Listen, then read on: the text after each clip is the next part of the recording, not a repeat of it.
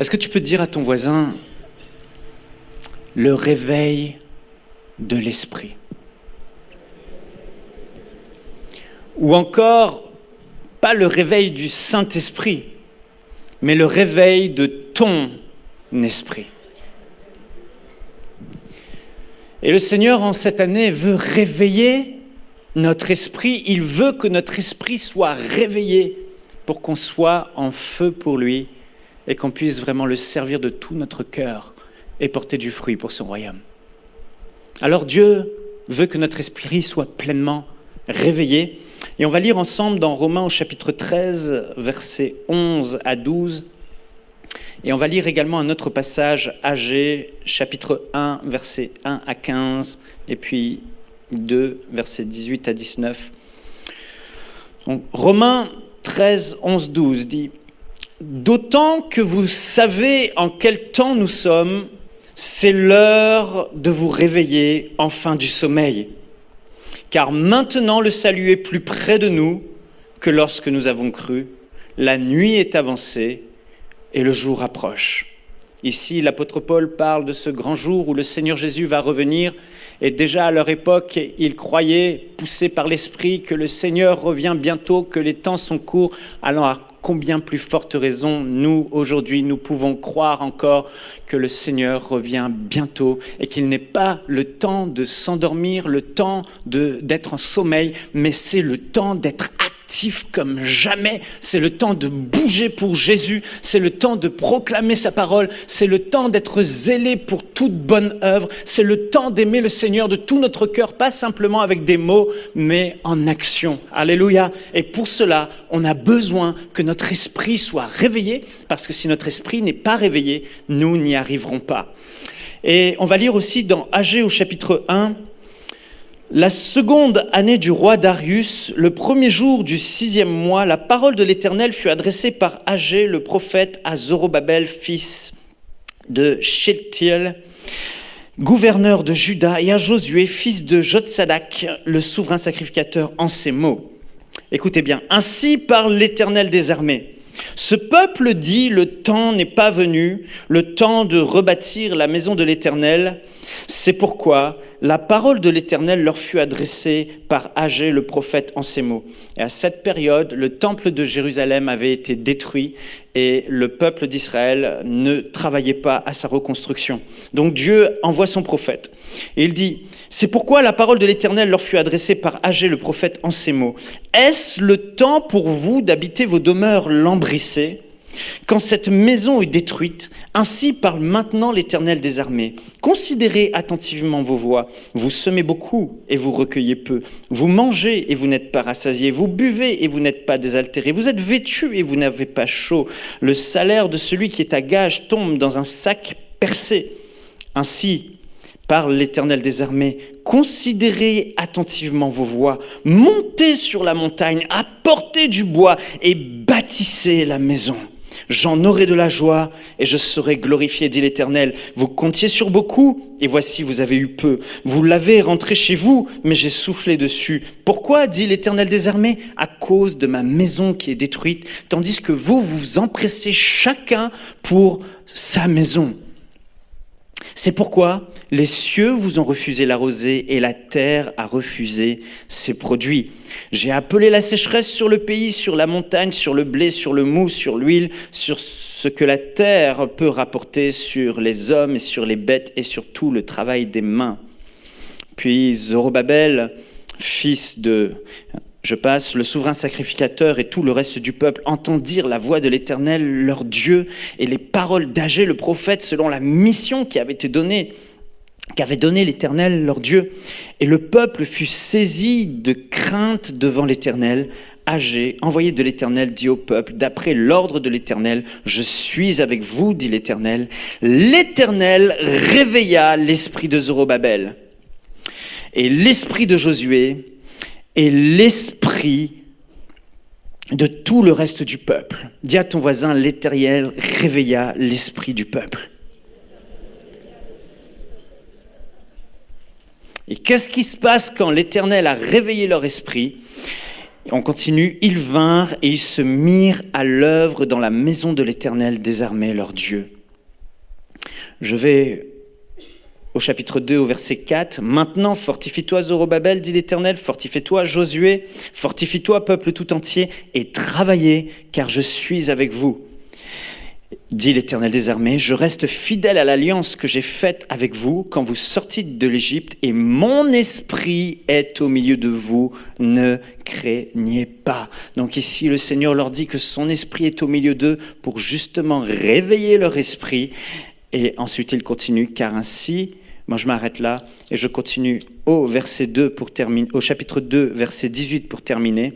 Et après qu'ils se sont mis au travail, voici ce que Dieu leur dit. Considérez attentivement ce qui s'est passé jusqu'à ce jour, jusqu'à le 24e jour du 9e mois, depuis le jour où le temple de l'Éternel avait été fondé. Considérez-le attentivement. Y avait-il encore de la semence dans les greniers ?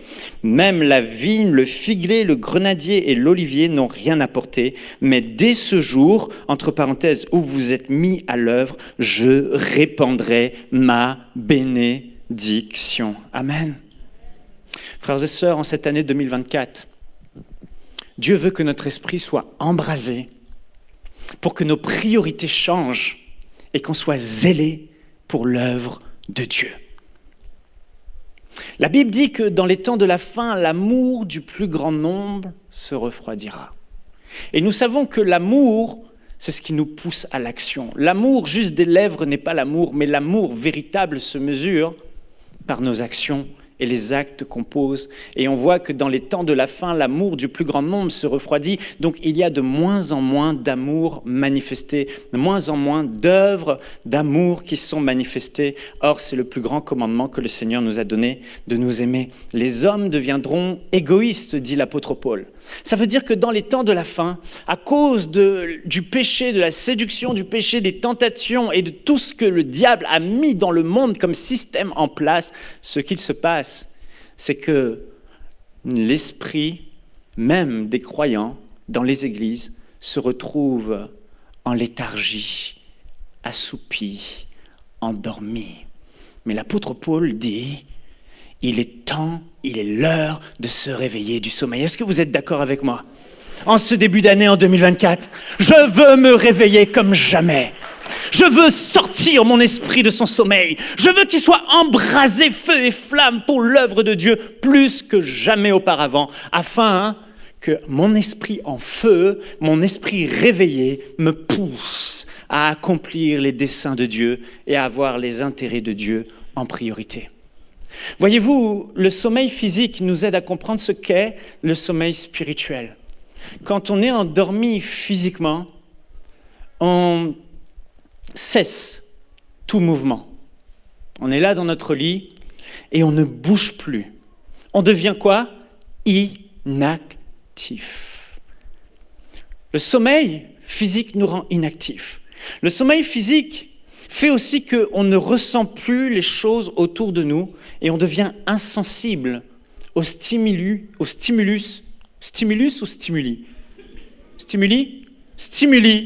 extérieurs. Toutes les actions qu'il y a autour de nous, quand on dort, on est insensible. Ça ne nous atteint pas, on ne réagit plus, ça ne provoque rien en nous parce qu'on est en train de dormir. Et si le sommeil physique peut être bon pour récupérer, le sommeil spirituel n'est que mauvais et n'a que de mauvaises conséquences dans nos vies. On délaisse un peu la prière, on délaisse un peu la parole, on délaisse un peu nos assemblées, nos réunions, on délaisse un peu le jeûne, on délaisse un peu la pratique de la parole de Dieu, on délaisse un peu les bonnes œuvres, on délaisse un peu le témoignage, l'évangélisation, on délaisse un peu le service pour le Seigneur dans la maison de Dieu ou dans le royaume de Dieu, en dehors de sa maison. Et voilà que quoi ? Notre esprit s'assoupit et le sommeil spirituel nous gagne si rapidement. Et quand le sommeil spirituel nous gagne et gagne ton esprit et que ton esprit s'endort, tombe en léthargie, il se passe 3 choses. La première chose, c'est qu'on devient désintéressé par les choses de Dieu et les intérêts de Dieu. C'est la première conséquence. Et on devient charnel, tourné vers nos besoins, ma maison, mes projets, mon business, mon avenir, moi. Et c'est ce qui se passe quand le sommeil gagne notre esprit. La deuxième chose, c'est qu'on devient insensible à la voix de Dieu. On veut faire ce qui nous intéresse et ce que Dieu veut ne nous intéresse plus. Quand bien même des prophéties sont données par les prophètes, quand bien même les prophéties sont données par les frères et sœurs dans l'église, quand bien même la parole de Dieu est prêchée du haut du stage, de l'estrade, de notre ordinateur où on écoute les messages, on reste insensible parce que notre esprit est endormi dans un sommeil spirituel au lieu d'être réveillé. On devient insensible à la voix du Saint-Esprit, à la voix de notre conscience. On est insensible aux choses de Dieu. La troisième chose, c'est que quand le sommeil spirituel gagne notre esprit, on a tendance à retourner à notre vieille nature, les choses charnelles, les choses de la terre, les choses d'en bas, le péché, les convoitises, les excès et toutes ces choses qui sont semblables. Alors, il faut que notre esprit sorte de son sommeil et soit réveillé. Et j'ai une bonne nouvelle pour toi, si tu le veux, ton esprit sera réveillé. Parce que le peuple de Dieu au temps d'Agé, lorsque le temple était détruit, lorsque Dieu a réveillé leur esprit, il a réveillé, la Bible dit, l'esprit, dans Esdras, il donne des détails, l'esprit de ceux qui avaient le cœur bien disposé, qui se sont repentis et qui ont dit face au contact de la parole de Dieu, nous voulons bien. Mais nous n'avons certainement pas la force. Voilà pourquoi le Seigneur a dit, ne craignez pas, j'ai mis mon esprit au milieu de vous, même sous l'ancienne alliance, pour réveiller votre esprit, pour que vous ayez en vous cette force, cette envie, ces désirs, cette capacité de pouvoir avoir comme centre d'intérêt et priorité dans vos vies la volonté de Dieu, les desseins de Dieu, les plans de Dieu. Amen. Alors, le peuple d'Israël est tombé dans un sommeil spirituel. Ils étaient en captivité à Babylone. Et pendant des années, ils étaient là en captivité. Et à un moment donné, la Bible dit, l'Éternel, un peu 580 et quelques années avant Jésus-Christ, l'Éternel réveilla l'esprit du roi Cyrus. Cyrus n'était pas un juif, il n'était pas croyant dans le Dieu, il avait des idoles, mais Dieu a décidé de réveiller l'esprit de Cyrus. Pourquoi ? Pour accomplir ses desseins. Quand Dieu réveille l'esprit de quelqu'un, c'est pour accomplir sa volonté sur cette terre. Et le roi Cyrus va se retrouver à avoir tout à coup un fort désir, une forte envie, une forte volonté, une capacité de dire « Ok, le peuple d'Israël va retourner en Juda. Tous les exilés, je vais les renvoyer. Et en plus, je vais émettre un édit pour ordonner la reconstruction du temple de Dieu. » C'est un roi païen dont Dieu a réveillé l'esprit et a placé la flamme de l'esprit près de lui pour accomplir ses desseins. Le peuple d'Israël, les exilés reviennent, et là ils tentent de reconstruire la maison de l'Éternel, mais ils n'y arrivent pas parce que c'est compliqué, parce que c'est difficile, parce qu'il y a beaucoup de travail, parce qu'ils sont épuisés, parce qu'ils sont menacés, etc.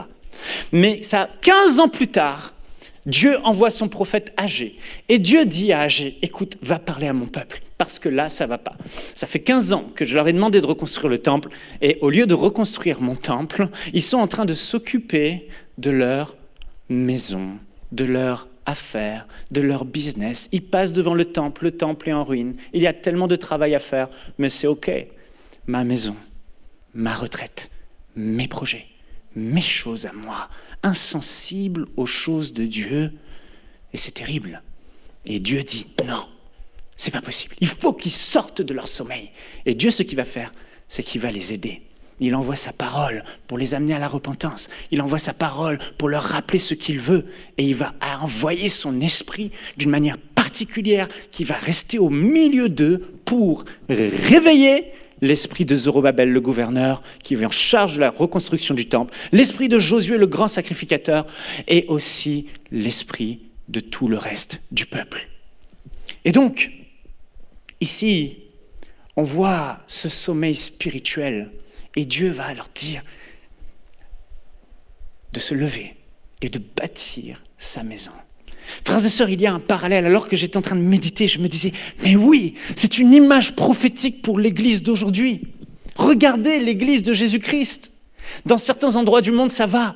Mais l'Église de Jésus-Christ n'est pas un édifice, n'est pas un bâtiment. L'Église de Jésus-Christ est constituée de pierres vivantes qu'il a pris lui-même, qu'il a attiré à lui, qu'il a sauvé lui-même, qu'il a placé dans l'Église. Et constituée ensemble, l'Église, chaque croyant du monde entier forme l'Église, l'édifice de l'Église spirituelle, le nouveau temple de Dieu. Alléluia. Et la Bible dit quoi? Que Jésus-Christ reviendra chercher une église glorieuse, sans tache ni ride. Et quand nous regardons nos églises, alors que le Seigneur a dit que le plus grand des commandements, c'est de s'aimer les uns les autres. Quand on regarde les querelles, les divisions, les disputes qu'il y a, nous ne pouvons pas dire qu'il n'y a pas de ride, il n'y a pas de tache. Nous ne pouvons pas dire que l'église de Jésus-Christ est belle, parfaite, splendide, et que l'œuvre est achevée. Quand nous regardons l'édifice de Jésus-Christ comme ce temple de Jérusalem, il y a des pierres qui sont manquantes. Il faut encore ramener du bois, il faut encore ramener des pierres. Et le cœur de Dieu au ciel crie, des gens vont encore en enfer, des âmes sont encore à sauver, ici et partout dans le monde.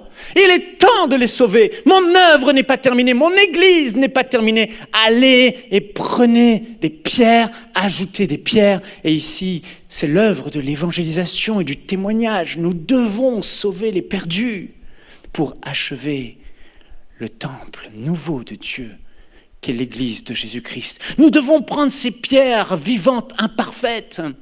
Et comme la parole le dit, comme Paul disait, je travaille de toutes mes forces, avec la force de Dieu qui agit en moi pour présenter à Dieu le Père chaque homme devenu parfait en Christ.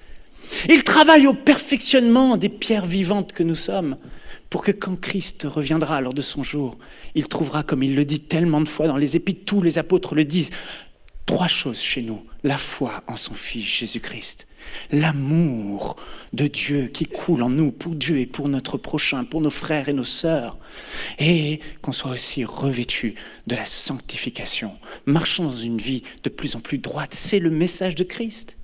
Donc nous devons achever l'œuvre, et il y a un tel travail pour perfectionner les pierres, pour que l'amour règne en nous, pour que la sanctification règne en nous, pour que la foi en Jésus, nous y soyons enracinés.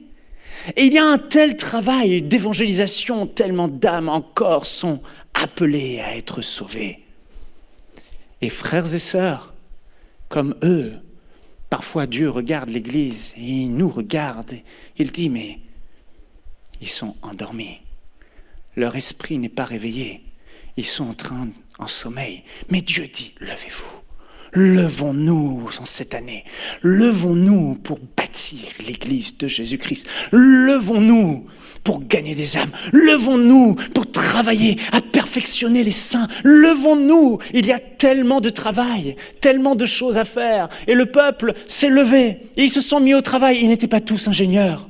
Ils n'étaient pas tous sacrificateurs, ils n'étaient pas tous là à faire les choses forcément d'apparence spirituelle, mais il y avait des hommes avec les peu de talents que Dieu leur a donnés, qui sont montés à la montagne, qui ont scié le bois, qui ont pris les morceaux de bois, et les enfants venaient certainement, j'imagine, avec leur corbeille, et même s'ils prenaient une petite bûche de bois, moi, je participe à la construction du temple, moi, je sers mon Dieu. Et tous ceux qui avaient l'esprit réveillé se mirent, chacun selon son talent, chacun selon sa capacité, chacun selon ses compétences, à bâtir la maison de l'Éternel.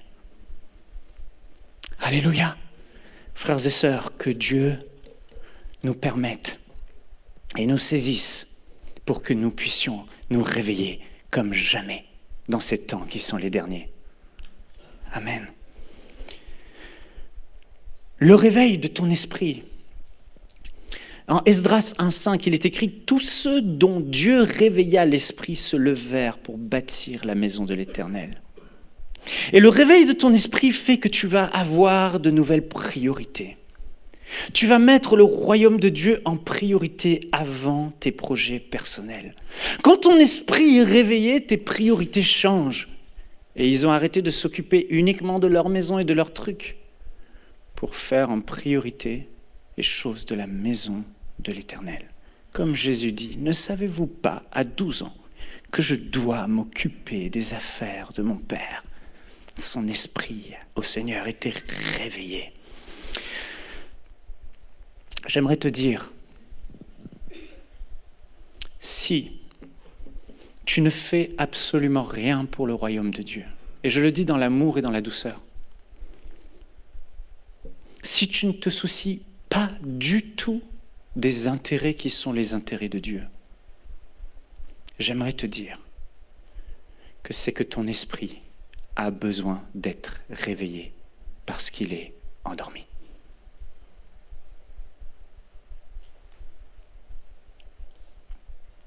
Est-ce qu'aujourd'hui, tu es le même que ce que tu étais hier? Est-ce que tu sers toujours le Seigneur avec le même zèle? Est-ce que tu l'aimes toujours autant avec tes finances, ton temps? Ou est-ce que tu t'es refroidi? Est-ce que tu t'es assoupi? Est-ce que tu t'es endormi spirituellement? Jésus va parler à l'église d'Éphèse, la première église dans l'Apocalypse, où il écrit une lettre.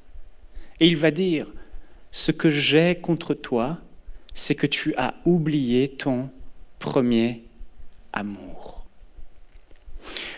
Et beaucoup de prédicateurs vont dire que cet amour, c'est l'intimité avec Dieu, aller dans le lieu secret, lui dire des paroles d'amour, et je t'aime Seigneur, tu es ma vie, j'ai hâte de te voir, tu es Dieu. Mais ce qui est étonnant, c'est de voir qu'après, Jésus va dire, juste après, donc repens-toi et pratique tes premières œuvres. Quel lien y a-t-il entre tu as oublié ton premier amour et pratique des œuvres? Jésus a dit, celui qui m'aime, c'est celui qui garde ma parole. Si vous m'aimez, vous garderez mes commandements. Donc ça veut dire quoi? C'est qu'aux yeux de Dieu, pour savoir et mesurer la profondeur, la largeur, la hauteur de ton amour pour lui, Dieu va faire quoi? Il va regarder aux œuvres que tu manifestes d'amour, qui sont en fait le fruit de ton amour pour lui. C'est-à-dire que si réellement on aime le Seigneur, ça se voit, on aime les frères.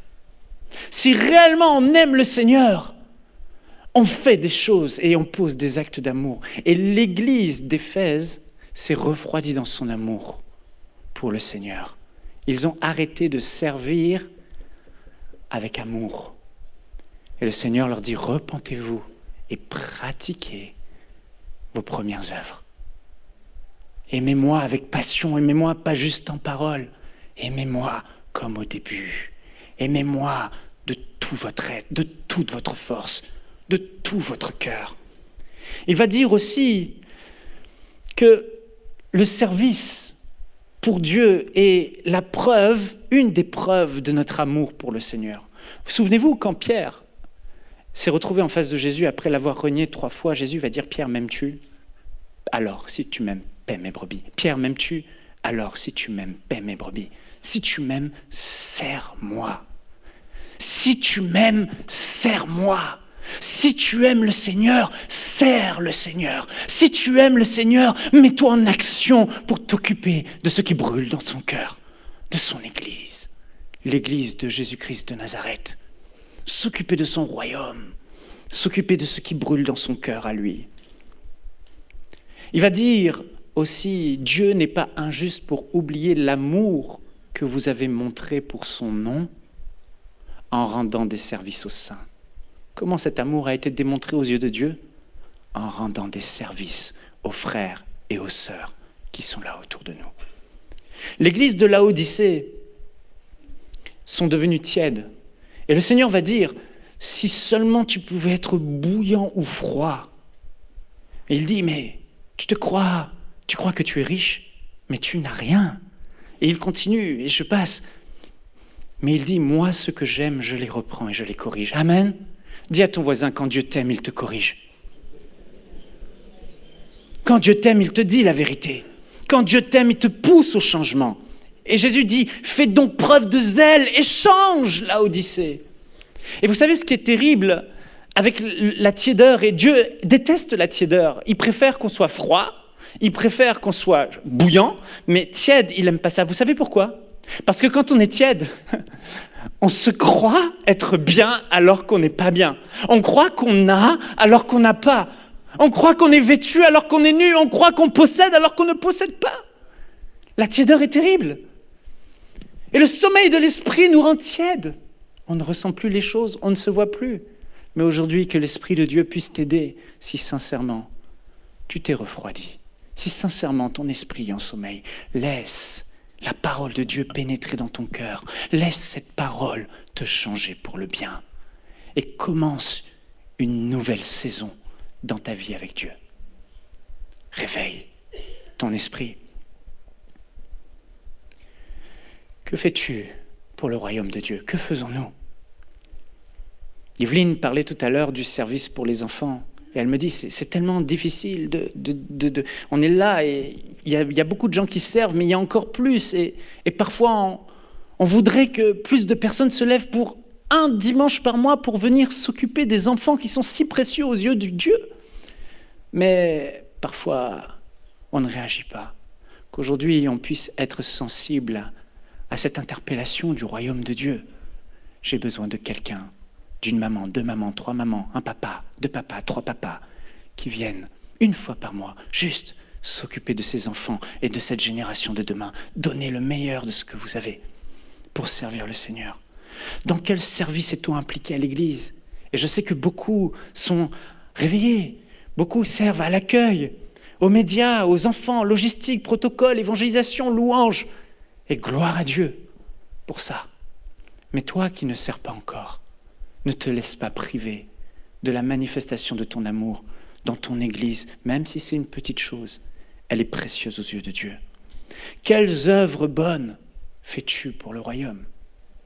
La Bible dit que nous avons été créés en Jésus-Christ pour de bonnes œuvres que Dieu a préparées d'avance. Oui, les œuvres de sanctification, oui, mais surtout aussi les œuvres d'amour. C'est ça, bâtir le royaume de Dieu. Aimer. Aimer de manière pratique. Aimer en se livrant pour les uns pour les autres. Aimer, ça coûte. Quand ton esprit est réveillé, tu aimes. L'intercession, comme Anne, quand on est réveillé, on pense aux âmes. On pense à ceux qui souffrent et on combat comme Épaphrase dans la prière. On sert le Seigneur dans le jeûne et la prière comme Anne dans le temple, servant Dieu. La prière. Esdras 3.3, lorsque le peuple a été réveillé, je ne lis pas, mais ils ont rétabli l'autel. Ils ont rétabli le service des holocaustes pour montrer à quel point nous devons à nouveau, nous aussi, mettre nos vies sur l'autel de la prière pour intercéder. Parce que sans la prière, il n'y aura pas l'assistance du Saint-Esprit. Sans la prière, il n'y aura pas de mouvement de l'Esprit. Et tu réalises que toi, tu as ta part à jouer parce que la prière du juste est d'une grande efficacité dans le royaume de Dieu. Alors quand ton esprit est réveillé, tu pries. Tu te tiens aussi à genoux. Et les finances, tes finances servent-elles pour le royaume de Dieu? On s'achète tellement de choses pour notre maison, tellement de choses pour notre avenir, tellement de choses pour nos enfants. Et on donne parfois, et ce n'est pas le cas de tous, gloire à Dieu pour ta vie si ce n'est pas ton cas. Mais il y en a peut-être qui n'ont pas encore été éclairés et qui ont besoin de réaliser, oh moi, mes finances, je donne si peu à Dieu. Je ne donne même pas ma dîme, 10% au Seigneur. Et je suis le premier à être privé de la bénédiction, comme ce peuple a été privé de la bénédiction, parce qu'ils n'ont pas honoré Dieu. Jésus va dire que chaque homme a reçu un talent. Il y en a, c'est vrai, ils n'ont reçu qu'un seul talent. Il va donner cette parabole et dire que cet homme qui a reçu un seul talent a eu peur et a caché son talent. Et Jésus va dire, serviteur, il ne va pas dire peureux, il va dire paresseux. Tu aurais pu prendre cet argent, le mettre à la banque et en retirer au moins les intérêts pour moi quand je reviens. Et ça, c'est des choses qui ne nous coûtent le moins prendre de ce que Dieu déjà nous a donné parce que l'or est à lui, l'argent est à lui, nos biens sont à lui. Et le donner pour son royaume, une partie, pour l'honorer par nos biens. C'est ça aussi servir le Seigneur. C'est ça aussi mettre son talent à son service. Je travaille, Seigneur. J'ai un métier difficile, c'est vrai. Mais j'honore ton nom en te donnant les prémices de mes revenus. Pour te montrer par là, Seigneur, que tu comptes.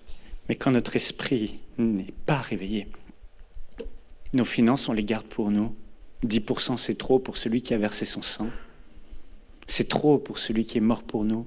C'est trop pour bâtir son Église. Parce que notre chair, on dit c'est trop. Mais on n'entend plus notre esprit qui dit « Donne, sème, fais du bien ». Par des offrandes à l'extérieur de l'Église, par des dîmes dans ton Église. Et le Seigneur nous bénit, frères et sœurs. Remarquez ce peuple, je ne vais pas le relire, mais Dieu dit que le salaire de celui qui est à gage tombe dans un sac percé. C'est-à-dire que c'est comme s'il n'y a jamais assez d'argent dans le foyer. Et pourtant, ils ne s'occupent que de leur maison, que de leurs affaires, que de leur business. Mais Dieu dit, j'ai retenu ma bénédiction. Quand on ne met pas Dieu en priorité dans nos vies, il y a une bénédiction qu'on ne verra pas. On peut dire, oui, en Jésus, je suis béni. Oui, tu auras la vie éternelle.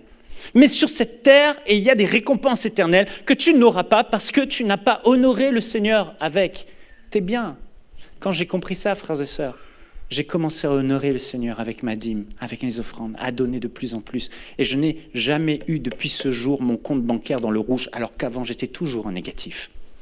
C'est un vrai principe. Jésus a dit, recherchez le royaume de Dieu et sa justice et toutes ces choses vous seront données par-dessus.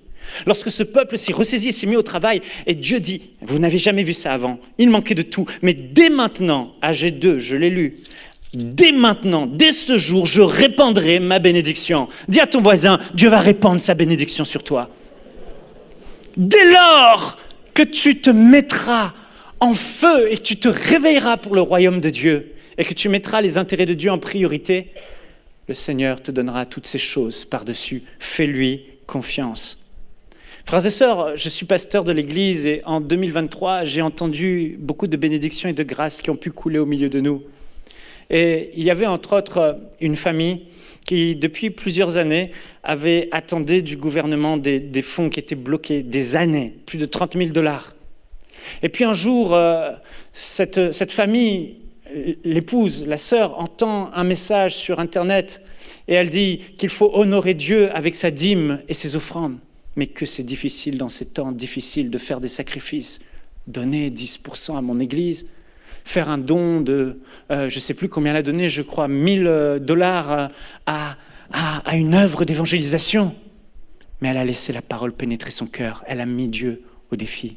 Dans Malachie 3, Dieu dit « Mettez-moi de la sorte à l'épreuve. Apportez à ma maison les dîmes. Et vous verrez si je n'ouvre pas les écluses des cieux. Et si je ne déverse pas sur vous ma bénédiction en abondance. Et si je ne menace pas celui qui dévore vos finances. » Il y a toujours des problèmes, C'est toujours un sac percé. Mais quand tu honores Dieu, le sac arrête d'être percé. La bénédiction vient d'une manière surnaturelle parfois. Dès lors que cette sœur a commencé à décider d'être fidèle dans ses dîmes à l'église, dès lors qu'elle a fait cette offrande aussi à ce ministère, la situation s'est débloquée. Elle a reçu dans la même semaine, en 2023, un courriel avec encore plus d'argent que ces 30 000 $ que le gouvernement lui donnait. Est-ce qu'on peut acclamer Dieu pour ça? En 2023, il y avait une famille qui servait Dieu et payait le prix pour le Seigneur et voulait s'acheter une maison dans la région et déménager dans la région pour se rapprocher. Mais elle n'avait pas les moyens de s'acheter cette maison. Mais ils ont continué à honorer Dieu. Ce frère évangélisé, témoigner de Jésus, mettait le royaume de Dieu en priorité en toute occasion, favorable ou non. Et puis un jour, le téléphone sonne, elle décroche. Et c'est une tante, un peu éloignée, à laquelle elle n'a pas parlé depuis longtemps. Elle dit alors, c'est quoi les projets? Elle raconte, on aimerait déménager, mais on ne peut pas avoir une maison. La tante dit, je vais t'offrir la maison cash, 400 000 $ cash. Ils ont déménagé, ils ont acheté une maison. C'est Dieu, ça. Alléluia. Quand tu l'honores, quand tu crois en lui, quand tu le mets au défi, qui peut empêcher notre Dieu de déverser sa bénédiction sur un homme? Il peut même réveiller un inconverti, lui parler pour qu'il sème dans ta vie. Alléluia, ça c'est le Seigneur. 2 Corinthiens 9, 6, sachez-le, celui qui sème peu moissonnera peu, mais celui qui sème abondamment moissonnera abondamment. En 2023, il y avait un couple de notre maison, de cette église aussi, qui n'avait pas de voiture. Et ils continuaient, malgré les épreuves et les temps difficiles de leur vie, à servir le Seigneur dans l'église, étant transportés ci et là, venant sans voiture à l'église, qu'il neige, qu'il pleuve. Et puis, la bénédiction de l'Éternel est tombée. Quelques familles de l'église leur ont offert une voiture importée des États-Unis. Alléluia! Frères et sœurs, lorsque tu honores Dieu, et je ne vous cite que quelques exemples pour vous montrer que c'est une réalité déjà au milieu de notre assemblée. Alors, je vais maintenant rentrer dans une phase importante du message. Comment on peut réveiller notre esprit? Dans l'Ancien Testament, Dieu a fait descendre son esprit auprès de Cyrus, auprès de ce peuple, pour que la flamme de son esprit, je ne maîtrise pas tout ce qui se passe dans le monde spirituel, mais réveille leur esprit. Mais nous, sous la Nouvelle Alliance, comme Paul le dit, Dieu nous pousse à réveiller nous-mêmes notre esprit. Et c'est de notre responsabilité parce que nous avons déjà, si Jésus-Christ est ton Seigneur et ton Sauveur, tu as déjà reçu le Saint-Esprit en toi. La flamme est là. Vous voyez comme ce foyer dans une belle maison, la veilleuse, il y a toujours une petite flamme qui est allumée. Elle est là. C'est la flamme du Saint-Esprit qui, dans ton esprit, est allumée. Elle est là. Mais cette flamme ne chauffe pas. Elle ne chauffe pas assez pour embraser. Mais quand tu actives le bouton, les flammes sortent. Et tout ton foyer se met à chauffer jusqu'à chauffer toute la maison. C'est la même chose avec le Saint-Esprit. Ressources illimitées, moyens illimités, puissance illimitée, feu illimité, à consommer sans modération. Appuie juste sur l'interrupteur. Fais ce que tu dois faire pour que la flamme de l'esprit embrasse ton esprit et que cette flamme de feu brûle jusqu'à te consommer de l'intérieur pour que tu deviennes feu et flamme pour Jésus-Christ ton Seigneur. Nous devons réveiller notre esprit. Mais je vais rapidement vous présenter un schéma pour qu'on puisse comprendre et poser quelques fondements sur l'esprit, l'âme et le corps.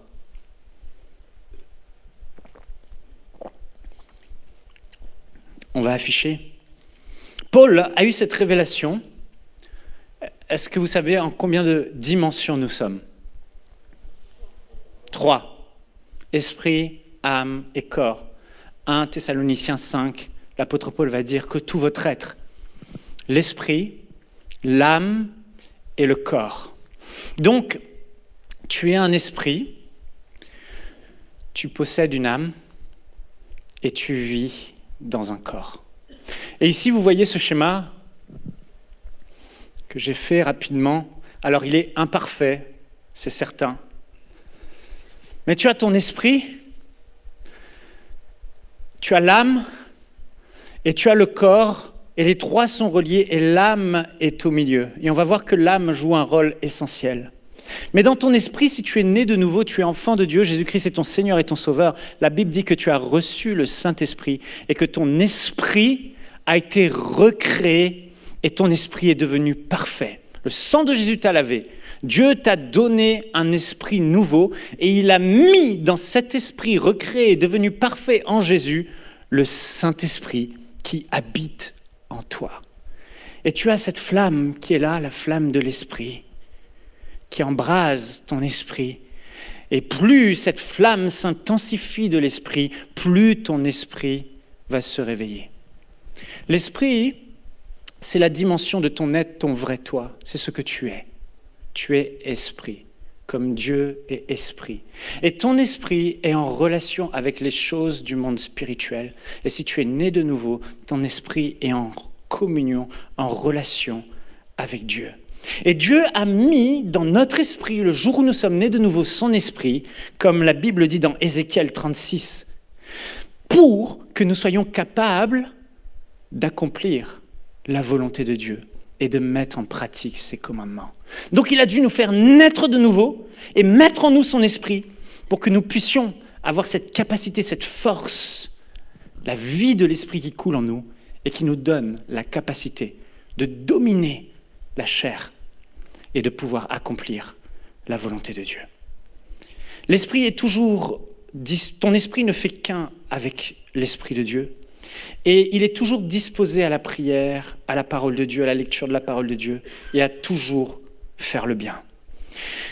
Et dans ton esprit, c'est là que Dieu va faire grandir le fruit de l'esprit, qui est l'amour, la joie de Dieu, la paix de Dieu, la patience, la bienveillance, la bonté, la foi, la douceur, la maîtrise de soi. Et de l'autre côté, tu as ton corps. Et ton corps est connecté au monde physique. Et ton corps a cette nature pécheresse qui est dans ton corps, que la Bible appelle la chair. C'est cette nature qui, à cause du péché, de la chute de Adam et Ève, te pousse, même si tu es né de nouveau, elle est là et elle demeurera là jusqu'au retour du Seigneur. On ne pourra pas l'enlever. Ça sera toujours là. Il y aura toujours cette chair qui sera attachée à toi. Mais quand Jésus reviendra, il nous donnera un corps nouveau, incorruptible, et plus un corps corruptible comme celui-ci. Un corps qui ne sera plus tenté, un corps qui ne tombera plus, un corps qui n'aura plus toutes ses pulsions et ses passions. Et dans ton corps, ta chair a des désirs, nous dit la Bible, qui sont mauvais. Les désirs de ton corps, à cause de la chair, sont contraires à ceux de l'esprit. Ils sont diamétralement opposés. Ton esprit va te pousser à toutes ces choses, l'amour, la foi, la fidélité, la bonté, etc., la maîtrise de soi. Ton corps, c'est tout le contraire. Il va te pousser à des œuvres charnelles, mauvaises, du péché. L'immoralité sexuelle, l'impureté, la débauche, l'idolâtrie, la magie, la haine, les querelles, les jalousies, les colères, les rivalités, les divisions, les sectes, l'envie, l'ivrognerie, les excès de table, de manger, de boire, et toutes ces choses qui sont semblables, dont parle Galates 5. Ta chair va toujours pousser ton corps à se divertir, à vouloir consommer toujours plus, à avoir toujours plus, à jouir des plaisirs qu'offre le monde. Un peu plus de réseaux sociaux, un peu plus de Netflix, un peu plus de shorts, un peu plus d'écran, et 4, 3, 5 heures tous les jours, tac, tac, tac, un film, une série, et compagnie. On mange, on boit, on fait des soirées, etc. Et plus ta chair fait ces choses, plus, on va le voir après, elle devient forte. Et les pulsions dans ton corps, comme dit Jacques a dit, d'où viennent les querelles, d'où viennent les disputes? Ne viennent-elles pas de cette passion qui est dans nos membres et qui nous font la guerre?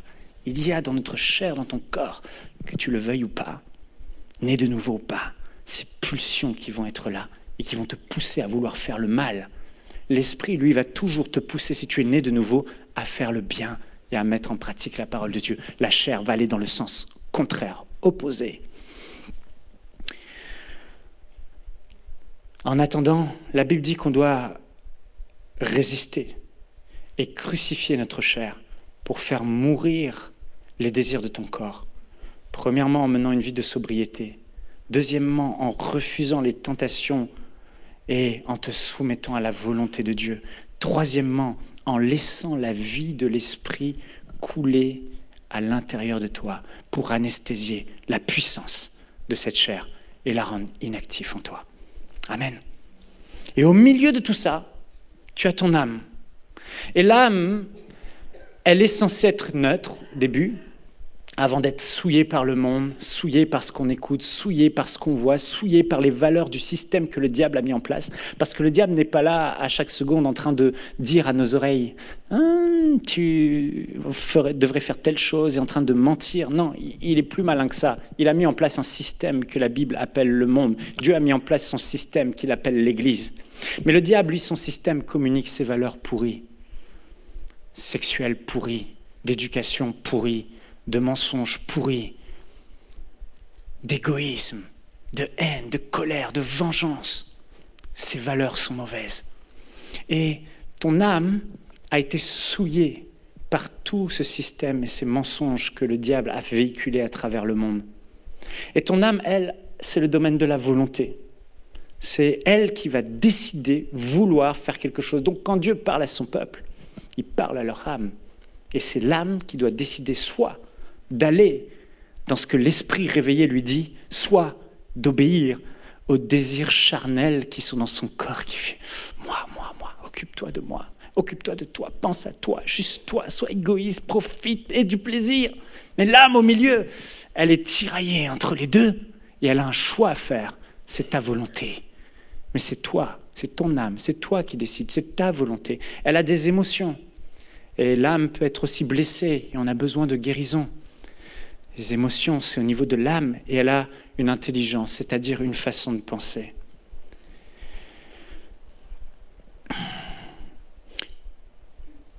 L'âme, notre âme, doit être sanctifiée, elle doit être purifiée. On doit enlever toute la pollution du monde qu'il y a eu dans notre âme, tous les mensonges que le monde a véhiculés. Et ça, on va le faire en arrosant notre âme de la parole de Dieu.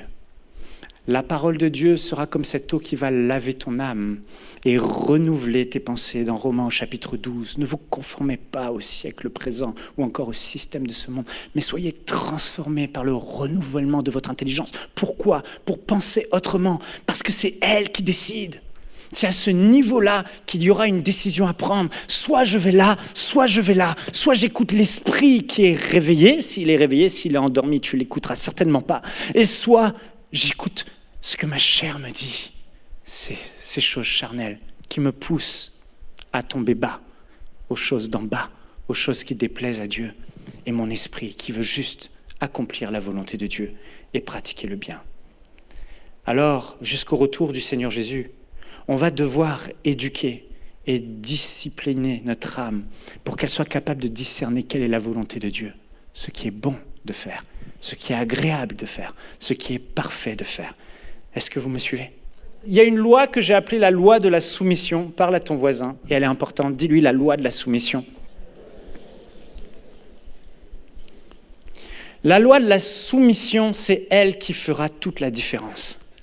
C'est elle qui va faire que ton corps sera réveillé, bien vivant, ta chair, et c'est elle qui va aussi faire que ton esprit sera réveillé ou ton esprit sera assoupi.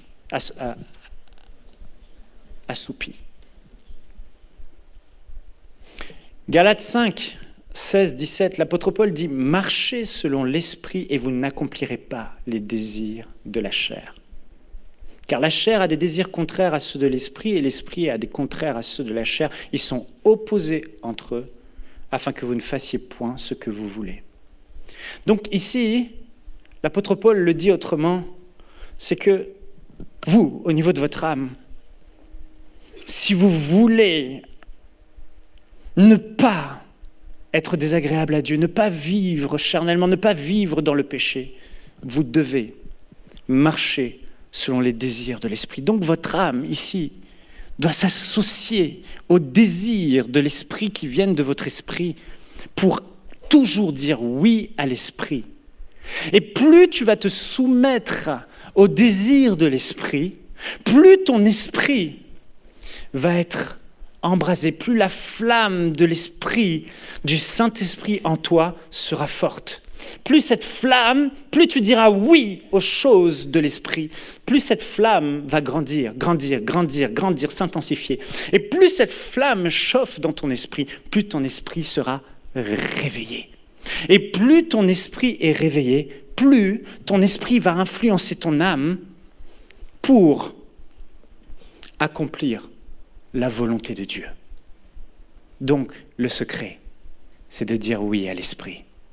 Oui à la prière, oui aux réunions des assemblées, oui à la méditation de la parole, oui à la manifestation de l'amour, oui à la mise en pratique de la parole de Dieu. Tout ce que l'Esprit te dit, fais-le. Tout ce que la parole te dit, fais-le. Et plus tu dis oui à l'Esprit, plus ton esprit, la flamme du Saint-Esprit va s'intensifier. Je viens de l'île de la Réunion. Et à l'île de la Réunion, le jour de mon mariage, la veille, j'ai passé une nuit blanche parce qu'il faisait tellement chaud que je n'arrivais pas à dormir. Frères et sœurs, quand il fait chaud, on ne peut pas, trop chaud, tu ne peux pas trouver le sommeil. Quand la flamme de l'esprit brûle à l'intérieur de toi. Ton esprit chauffe. Tu ne peux pas être endormi. La chaleur de la flamme intense de l'esprit dans ton esprit, du Saint-Esprit dans ton esprit, va réveiller ton esprit. Alors ce que tu as à faire, c'est de t'affectionner aux choses de l'esprit, t'attacher aux choses de l'esprit, t'intéresser aux choses de l'esprit, qui lui s'intéresse juste aux choses de Dieu et du royaume de Dieu. Quand tu le fais, ça chauffe, ça chauffe, ça chauffe, et tu brûles. Tu brûles pour Dieu. Et ton esprit va t'influencer de 3 manières à accomplir la parole de Dieu quand il est réveillé. 1, la voix du Saint-Esprit est la voix de ta conscience qui va te parler. Quand ton esprit est réveillé, tu l'entends. Tu n'as pas besoin d'apprendre à comment entendre la voix de Dieu, tu l'entends parce qu'il t'influence, parce que ton esprit est réveillé. Tu n'as pas à prendre des cours pour apprendre à entendre la voix de Dieu. Tu as juste besoin de réveiller ton esprit et tu l'entendras. La deuxième chose, c'est par la force de l'esprit qui met en toi le faire et le vouloir. Quand ton esprit est réveillé, il y a une force, le fruit de l'esprit, la vie de l'esprit qui coule dans ton âme et dans ton corps. Et la chair est complètement dénuée de sa puissance et de son efficacité. Et tu as cette vie qui coule et qui te domine. Tu n'es plus tenté par le péché. Tu n'as même pas envie de pécher. Ça te dégoûte même parce que ton esprit est réveillé. Ces choses ne t'intéressent pas. Témoigner, c'est même plus une leçon que tu dois faire. Tu as juste envie de parler de Jésus à tout moment. Parce que ton esprit est réveillé, il s'intéresse à Jésus. Et la troisième chose, c'est la manifestation du fruit de l'esprit qui va grandir. Et inversement, plus tu dis non au désir de l'esprit, prie, médite la parole, etc., sers Dieu, témoigne, et plus ton esprit se refroidit et tombe gentiment dans un sommeil léger, puis complètement en léthargie, dans un sommeil profond. C'est ce qui se passe. Alors pourquoi certains esprits sont endormis? Parce qu'ils ne disent pas oui au désir de l'esprit. À force de non, la flamme s'éteint. Et pareil, la soumission au désir de la chair. Plus ton âme se soumet au désir de la chair, plus ta chair s'enflamme et plus elle se réveille. Et plus ta chair est réveillée, plus elle te pousse, 1, à pratiquer le mal, et 2, à accomplir des œuvres de la chair qu'on a lues tout à l'heure, qui sont des péchés. Ça commence, comme je vous l'ai dit, par les petits plaisirs. Un petit peu de ça, un petit peu de ça. On mange un peu plus, et on mange toujours plus, et on boit toujours plus, et on se divertit toujours plus, et on fait des soirées toujours plus, et on danse toujours plus, et on joue toujours plus, et plus. Oui. La chair le corps n'a pas toujours des désirs mauvais, mais à force de dire oui à ces choses qui sont juste correctes et divertissantes, qui font du bien, tu réalises qu'elle est en train de devenir de plus en plus forte. Elle est en train de devenir de plus en plus influente, de plus en plus imposante. Et ton âme, là, commence à ressentir des choses. À l'intérieur, ça bouillonne. À l'intérieur, tu as envie. À l'intérieur, tu as des pulsions. Parce que c'est la chair qui est là. Plus tu lui dis oui, plus elle devient forte. Je me souviens, un frère est venu me voir récemment, il y a quelques mois. On chassait des démons ici, et on parlait de la délivrance. Et il m'a dit, je crois que j'ai un démon. Je lui ai dit, ok, on va prier ensemble, viens me voir. Je l'ai vu en privé. Et pendant qu'il me parlait, l'esprit me disait, c'est pas du tout un démon, c'est sa chair. Alors il était persuadé d'avoir un mauvais esprit. Des fois, c'est rassurant. On se dit, bon, il part et puis je suis libéré. Mais non, c'était sa chair. J'ai dit, comment va ta vie de prière en ce moment? Comment va ta relation avec Dieu? C'est plus comme avant. Qu'est-ce que tu ressens? Ouais, je pense que j'ai un mauvais esprit parce que j'ai des mauvaises pensées. Je vois des choses et je revois les choses que quand j'étais inconverti qui reviennent. Des désirs que j'avais pas avant. Des choses impures qui se manifestent. Des rêves que je ne faisais plus, que je refais à nouveau. Je savais que, j'ai pris autorité quand même, mais je savais qu'il n'y avait pas d'esprit. Mais s'il y en avait, il se serait manifesté. Mais il n'y en avait pas. Et j'ai dit au frère, je lui ai fait un petit cours sur l'esprit, l'âme et le corps. Et je lui ai dit, c'est ta chair. Tu dis trop oui à la chair. alors elle domine et ton esprit est en train de sommeiller. Réveille ton esprit, dis oui à l'esprit, dis non à la chair, et tu verras. Les choses seront différentes. Le vieil homme va arrêter de revenir à la surface, tu vas arrêter de le déterrer et de le réveiller.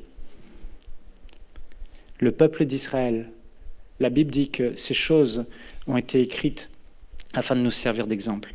Le peuple d'Israël a commencé à se divertir et à boire quand ils sont sortis d'Égypte. Et Paul dit, ils mangeaient, ils buvaient, ils faisaient la fête. Et qu'est-ce que ça a amené ? Ça a amené une idolâtrie, un grand péché et un veau d'or. Plus tu dis oui à la chair, et plus ça va être compliqué. Compliqué. Alors il y a ce combat dans l'âme. Une personne va dire du mal de toi. Une personne va mal te parler. Et si ton esprit est réveillé, quand la personne va mal te parler, tu es là, tu connais la parole de Dieu, elle est là, tu connais les versets, et ton esprit va te dire « pardonne ». Ton âme, ta chair, elle va dire « vengeance ». Qu'est-ce que ton âme va écouter ? Il y a un choix à faire. Ton âme va dire oui à l'esprit et non à la chair.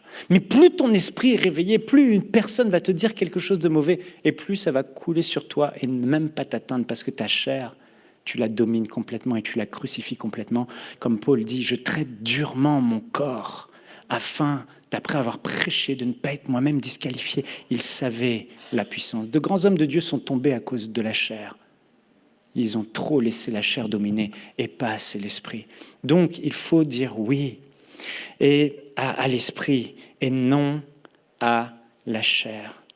Vous savez, on est dans ces temps où les gens sont égoïstes. J'ai bientôt fini. Et parfois, on est là et on veut penser à nous, nos projets, notre retraite. On s'inquiète pour nos finances. Et on est là et quand on a bien nourri sa chair et qu'on a dit oui, on s'est soumis à la chair, on tombe aussi dans cet égoïste. Et il y a une lutte dans l'âme.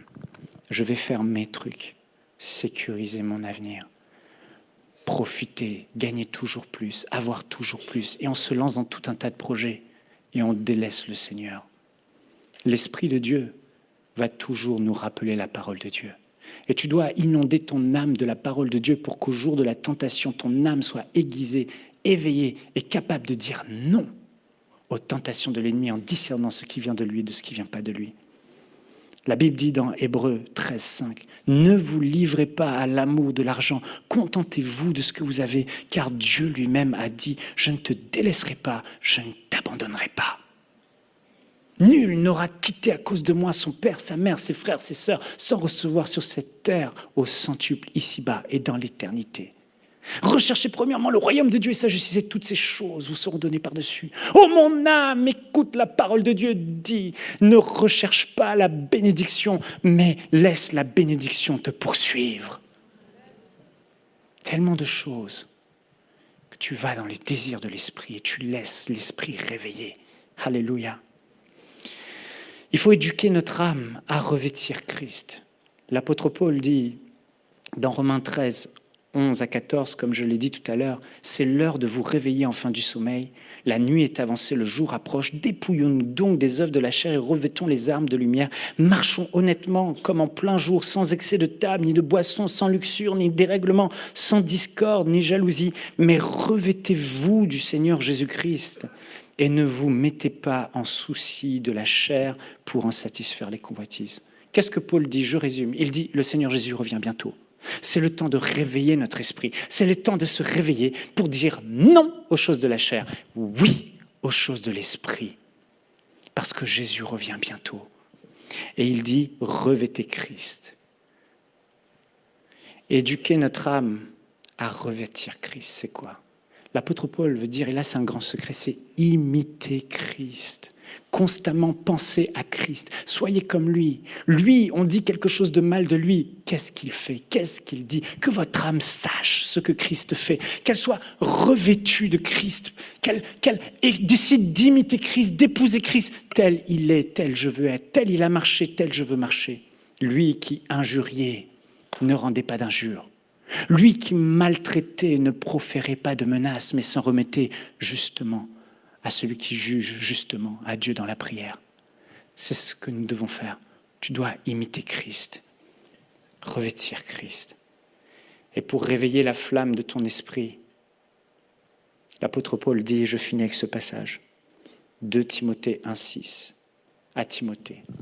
C'est pourquoi je te rappelle, ranime, anasopureo, la flamme du don de Dieu que tu as reçu lorsque j'ai posé mes mains sur toi. En effet, ce n'est pas un esprit de timidité que Dieu nous a donné, mais un esprit de force, d'amour et de sagesse. Le mot ranimer, c'est anasopureo. Ranime la flamme. Ce mot signifie ranimer, rallumer, enflammer ton esprit. Paul dit à Timothée, hey, Timothée, ton esprit s'est refroidi là. Il est refroidi, la flamme, elle est petite là à l'intérieur. Ranime cette flamme, embrasse cette flamme, prie, jeûne, fais l'œuvre de Dieu, soumets-toi au désir de l'esprit, dis non à la chair. Et quand ton esprit sera de nouveau enflammé, tu ressentiras à nouveau cet amour, cette sagesse et cette force qui s'est refroidie parce que ton esprit s'est assoupi. Réveille ton esprit, Timothée. Parce que si ton esprit est froid, il ne recevra pas les choses de Dieu. Si ton esprit est froid, il est en sommeil. Mais si ton esprit est réveillé, il va recevoir, capter les choses de Dieu. Tout sera facile. Ce sera une vie qui coule. Ce ne sera pas des choses que tu apprends. Ça coule, ça se manifeste. Alors, Jésus a dit de veiller et prier. C'est cette intimité, cette relation avec le Seigneur, avec sa parole. Une fois, j'étais sec, frères et sœurs. Mon esprit était endormi. Je ne me reconnaissais plus moi-même il y a plusieurs années. J'arrivais dans des endroits et je voyais des personnes et je ressentais des choses du vieil homme. Je dis, c'est quoi ça ? Des pensées mauvaises. Je commençais à faire des rêves impurs. J'allais à l'église, mais la parole ne me parlait plus. Je critiquais, je parlais, je disais tout un tas de choses. J'étais dans la louange, je ne ressentais plus la présence de Dieu. Il y avait rien. J'étais là, c'était sec. Mon esprit était en sommeil. Et je suis allé 3 jours en retraite, jeûne et prière. J'ai pris la parole de Dieu, je lisais du matin au soir et je priais. Et je mangeais juste le minimum, juste quelques fruits et un smoothie le matin, juste pour être bien, pendant 3 jours. Au bout du 3e jour, je sentais la vie de Dieu recouler en moi. Je sentais mon esprit de nouveau alerte. J'entendais de nouveau Dieu me parler. J'arrive à l'église le dimanche, je lève les mains. À peine je lève les mains, les larmes coulent.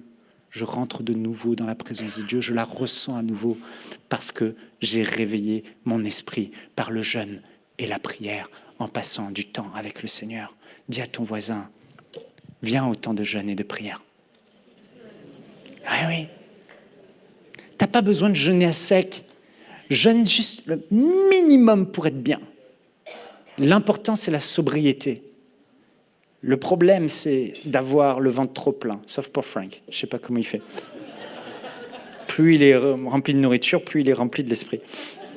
C'est un non-sens, Seigneur. Je porte plainte. Je pense, Frank, que le problème, c'est que quand tu n'as pas le ventre plein, tu as faim, et quand tu as faim, tu es dérangé. Mais ce n'est pas parce que tu as le ventre plein que tu ressens l'esprit. C'est parce que tu n'as pas le ventre vide. Mangez juste le minimum, si, mais ne passez pas à côté de ce temps. Allez, la flamme doit être entretenue. Vous savez, la louange et l'adoration. Entretenez-vous par des hommes, des psaumes, des hymnes, des cantiques spirituels, chantant et louant Dieu de tout votre cœur. Ça veut dire quoi ? Ça veut dire que ce qui va ranimer la flamme, ce n'est pas un exercice spirituel. C'est l'expression de notre amour pour celui qu'on aime. Cette relation d'amour fait que la flamme s'intensifie pour Jésus-Christ et pour le Père Céleste, la flamme de l'Esprit. Rendez continuellement à Dieu des actions de grâce en toutes choses. Les actions de grâce, tellement important. Ne nous plaignons plus jamais. Rendons simplement grâce à Dieu. Merci Seigneur. Voyez les choses positives. La flamme de l'Esprit s'intensifie selon Paul dans Éphésiens 5. Relisez-le à la maison. La prière en langue, 1 Corinthiens 14. Celui qui prie en langue s'édifie lui-même. Paul dit, je parle en langue plus que eux tous, vous tous. Ça veut dire qu'il parlait beaucoup en langue. Parce qu'il savait ce que ça faisait.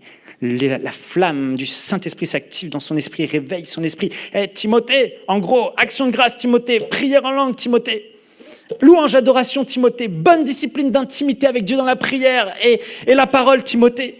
Accomplis les désirs de l'esprit en toi. Timothée dit oui à l'esprit et la prière collective Acte 4, ils étaient remplis du Saint-Esprit, leur esprit était réveillé parce qu'ils étaient ensemble, réunis dans la prière et quand ils le faisaient. Alors frères et sœurs, on peut se lever, fermer nos yeux, s'il vous plaît.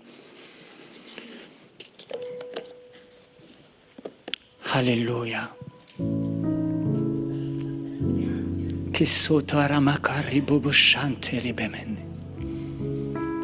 Le Seigneur t'a donné son esprit. Il y a en toi la flamme de l'esprit qui est là. Elle est là. Et si tu as laissé ton esprit endormi, je veux t'inviter comme un acte prophétique à poser ta main sur ton ventre, certainement là où se trouve le sein de ton esprit derrière, dans le monde invisible. Pose ta main sur ton ventre et fais cette prière avec moi. On peut prier tous ensemble à voix haute. Seigneur, je te demande pardon d'avoir affectionné les choses d'en bas. En ce début d'année, je veux, Seigneur, réveiller mon esprit. Je prends cette décision, Seigneur,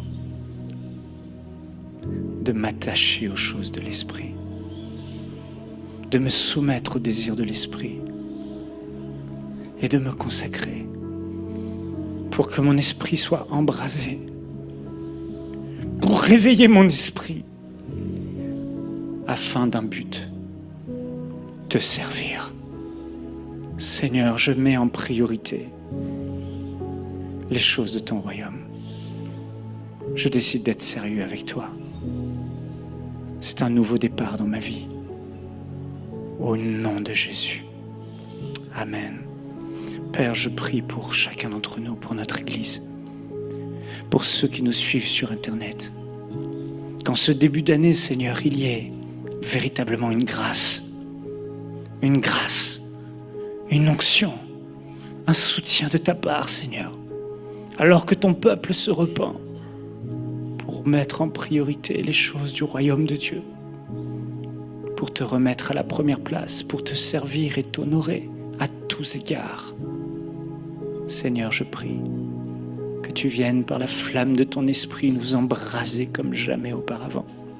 Embrase plénitude, embrase nos esprits, réveille-nous, fais sortir, Seigneur, celui qui est dans un sommeil.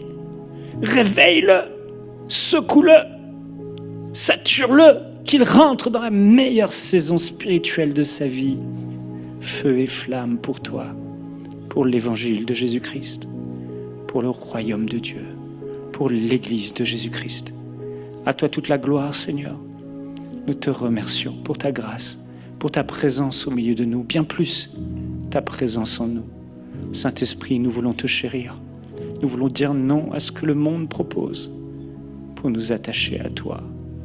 Parce que le Seigneur jalouse l'Esprit qu'il a mis en nous.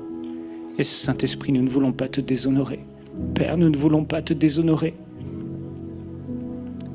en négligeant ce grand trésor que tu as fait, en mettant ton esprit en nous.